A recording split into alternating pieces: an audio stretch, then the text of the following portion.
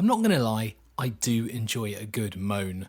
I didn't want this channel to become the YouTube equivalent of a grumpy old man, but it could be heading that way. The videos about the level crossing included a fair bit of moaning, mostly of the "it cost how much" variety.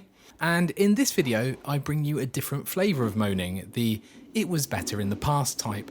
Not quite the "well back in my day" or "I remember when", because in this case, the past is long before I was born. And you might be thinking, how can he possibly say anything was better in a time that he'd never experienced? Well, firstly, I've done my research, but secondly, and more importantly, moaning isn't a science, it's an art.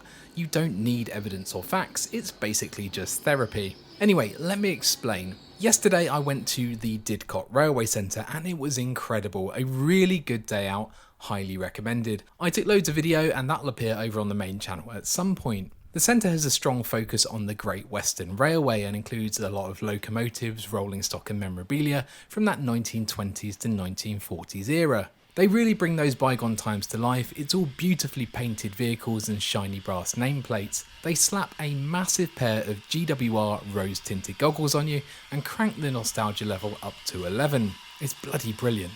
However, to get to and from the Didcot railway centre, I had to travel on modern day Great Western Railway trains, and that experience wasn't very pleasant at all. And that got me thinking, what's happened to our railway network?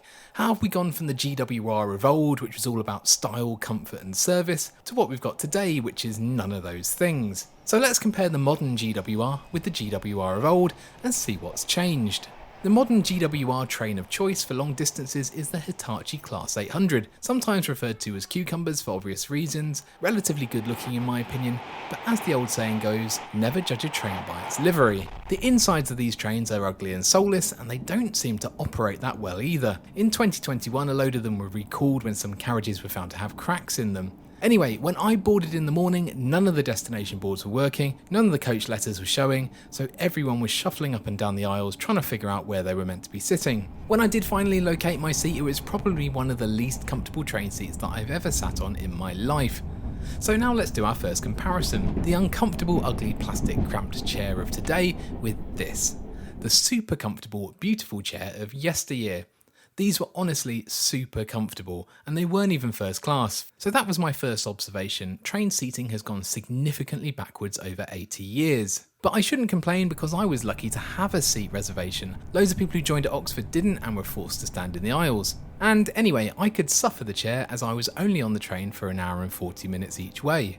Or so I thought. On the way there, we were 10 minutes late, but it was the journey back where things really fell apart. The train arrived 10 minutes late and then we stood stationary mid-journey for over 20 minutes. Not to worry, I thought, I might be stuck on the train, but at least GWR offer a trolley service, so I can get a snack and some refreshments. Well, I was wrong about that. Due to staff shortages, the trolley service wasn't operating. But a member of staff eventually took pity on us, and for those of us who could be bothered to lug all our stuff up and down the train, he opened up a kind of tuck shop at the back of first class. First class was deserted, by the way, despite taking up a significant portion of the train.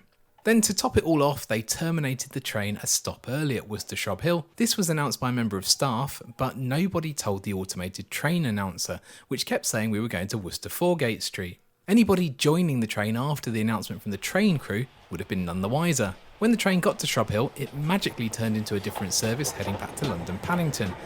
I'm fairly sure that some passengers expecting to find themselves going into Worcester Foregate Street will have been surprised to find themselves heading back the way they'd just come. It was all a bit of a shambles, but would this have happened back in the old GWR days? Well, I couldn't find any information about delays or cancellations for that period, but from everything I've read, it seems anecdotally like the company took a lot of pride in sticking to their timetable and arriving on schedule. Compare that with GWR's recent statistics. On the line I was travelling on, nearly 1 in 20 trains were cancelled and only 44% arrived on time. That's pretty shocking. It sounds like the GWR of today isn't staying true to its values from 100 years ago.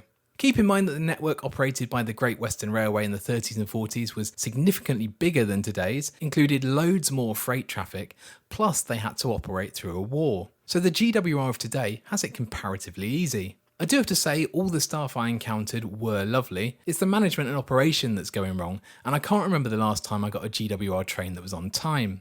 Then again, if service standards are slipping, then maybe fares have reduced. Well, no, not really.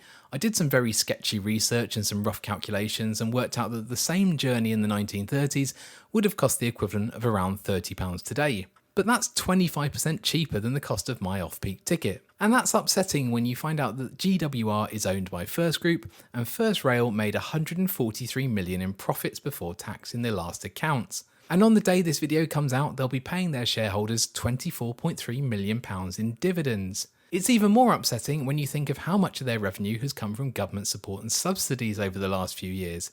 I believe we're talking billions. But I do appreciate not everything was better in the old days. Obviously the railways we travel on today are much safer. If one of these old coaches was involved in a crash, then if you weren't crushed to death as the following coach telescoped over you, then you might well get burned to death in the ensuing fire. And generally, the carriage conditions today are a lot nicer. Having experienced a Heritage Rail Tour trip from Birmingham to Stratford in a Mark 1 coach on the hottest day of the year, I can confirm it's incredibly unpleasant, and I will never take modern air conditioning for granted again. Just imagine if the GWR of today could combine all the new technology and modern innovations with the principles and values of the GWR of old.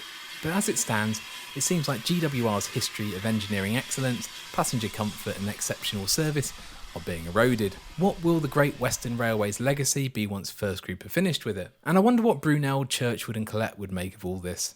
Having said all that, I've just watched some old footage of passengers cramming themselves onto Great Western trains in the 1940s, and they all look pretty hacked off. So maybe nothing's changed, and railway travel always has been and always will be an overwhelmingly frustrating and miserable experience. Let me know your thoughts in the comments.